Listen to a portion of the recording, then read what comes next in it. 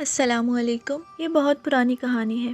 شمائلہ کا کہنا ہے کہ یہ میری کزن کی کہانی ہے جو کہ بیحد حسین تھی۔ ان کی آنکھیں اور بال ان کی خوبصورتی میں مزید اضافہ کرتے تھے۔ ان کا نام لائبہ تھا۔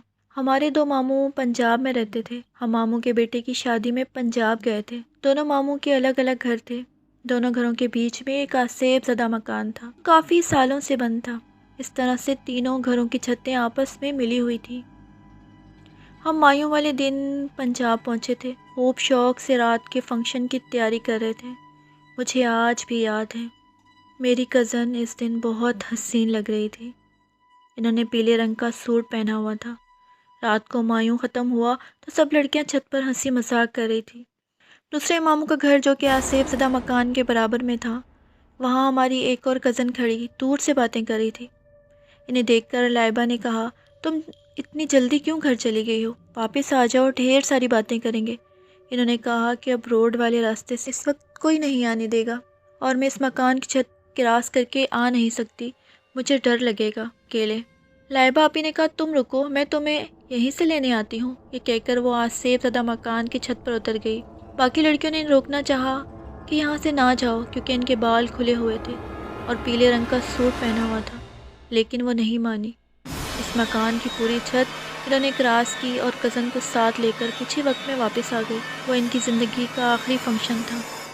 رات بہت ہو گئی تھی۔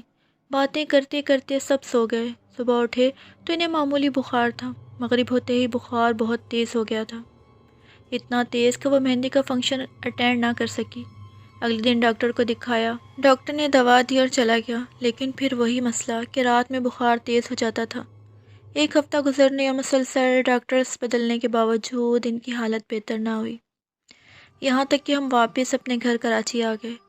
سب ایک ساتھ رہتے تھے۔ دن بدن ان کی حالت گرتی جا رہی تھی، رنگ کالا ہو گیا تھا، کمزوری بڑھتی جا رہی تھی، لیکن ان کی حالت سمجھ سے باہر تھی۔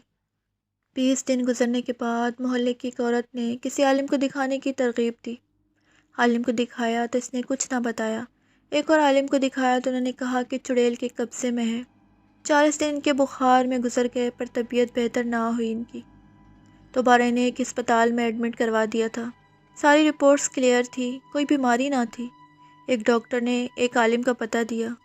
عالم نے انہیں دیکھا اور بتایا کہ ایک ویران جگہ سے ان کا گزر ہوا ہے، وہاں جنات کا ایک پورا خاندان آباد تھا۔ وہ اس کو اپنی جکڑ میں لے چکے ہیں، وہ اسے نہیں چھوڑیں گے، ساتھ لے کر جائیں گے۔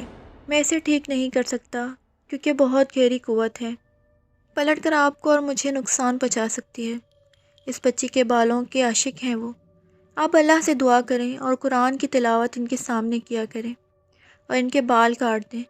لہٰذا اگلے دن حجام کو بلا لیا، لیکن اگلے دن جب حجام آیا تو ایک ہی رات میں ان کے بال سمٹ کر سخت گچھا بن گئے تھے۔ بال کسی کینچی سے نہ کٹے۔ حجام سمجھ گیا تھا کہ معاملہ کچھ اور ہے تو اس نے آپی کے بال کاٹنے سے انکار کر دیا۔ گھر میں سب بہت پریشان تھے۔ بھائی نے پریشان ہو کر خود آپی کے بال کاٹ دیے کہ شاید وہ ٹھیک ہو جائے۔ بال کاٹنے کے اگلے دن بالکل ٹھیک تھی۔ گھر میں سب لوگ خوش تھے اس لیے کہ شاید ٹھیک ہو رہی ہیں، لیکن رات 12 بجے ان کی طبیعت اچانک خراب ہوئی۔ وہ بار بار کہہ رہی تھی کہ بھائی یہ سب بہت خوفناک ہے، مجھے لے جائیں گے، مجھے بچا لیں بھائی، میں ان کے ساتھ نہیں جانا چاہتی۔ بھائی میں جینا چاہتی ہوں، بھائی مجھے ان سے بچا لیں، یہ ان کے آخری الفاظ تھے۔ یہ کہتے کہتے وہ بے ہوش ہو گئی تھی۔ کسی اور عالم کو بلایا تو انہوں نے کہا کہ جو جنات ان کے بالوں کے عاشق تھے، بال کاٹ دینے کی وجہ سے وہ ان کے جسم میں سرایت کر گئے ہیں۔ آپ کو بال نہیں کاٹنے چاہیے تھے، اب آخر میں کچھ نہیں کیا جا سکتا۔ فجر کے وقت ایک بہت تیز چیخ سے پورا گھر گونج اٹھا تھا۔ آپی کو جا کر دیکھا گیا تو وہ انتقال کر گئی تھی۔ یوں ایک ہنستی مسکراتی زندگی کہیں گل ہو گئی تھی۔ کبھی بھی ہمیں کھلے بالوں کے ساتھ اس طرح کسی بھی چھت پر نہیں جانا چاہیے، کیونکہ ہماری ایک چھوٹی سی غلطی ہماری زندگی تباہ کر سکتی ہے۔ اللہ تعالی ہم سب کو اپنے حفظ و امان میں رکھے۔